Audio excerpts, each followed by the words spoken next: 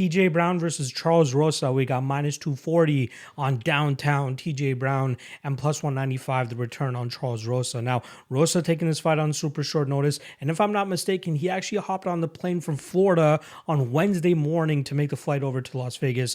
Now he has to cut the weight as well. I believe this fight is going to be taking place at 155 pounds, just to give the guys a little bit of extra slack, especially considering that, this fight's coming to fruition on short notice, right?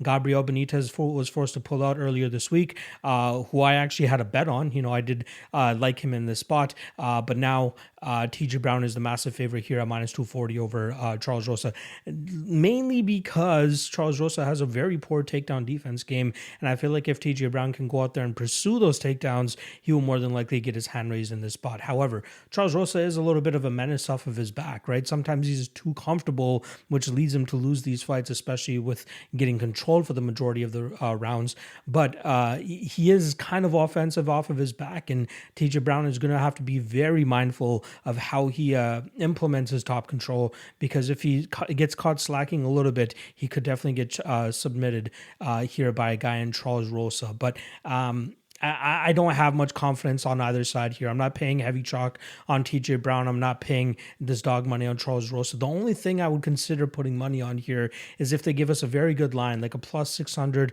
plus 700, maybe even plus 800 on Charles Rosa to win by submission. Outside of that, I don't really have much interest in playing this fight at all. I do like TJ Brown. Like I said, if he is smart, he will go out there and implement a grapple-heavy game plan. And something I've been saying all week in regards to this matchup, especially since it's been announced, is James Krause, leader of Glory MMA and kickboxing, I believe, Glory MMA down there in Missouri or Kansas, somewhere around there.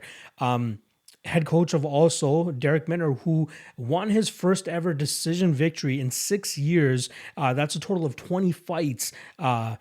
He won his first ever decision in that amount of time against Charles Rosa, and the man behind the game plan there was Mr. James Krause. So you got to believe that TJ Brown is going to be looking into that blueprint that was laid out by Derek Minner and try to implement the same type of approach here, because I think he's going to be able to. So, but again, he's got to be very careful on top, because he doesn't have the jiu-jitsu of a Derek Minner, nor does he have the, again, there's even Damon Jackson, another guy that was successful with grounding Rosa and mainly winning that fight off of control time.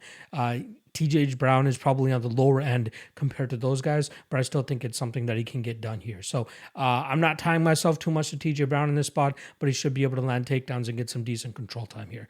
I'm going TJ Brown. I'll take him to win this fight via decision.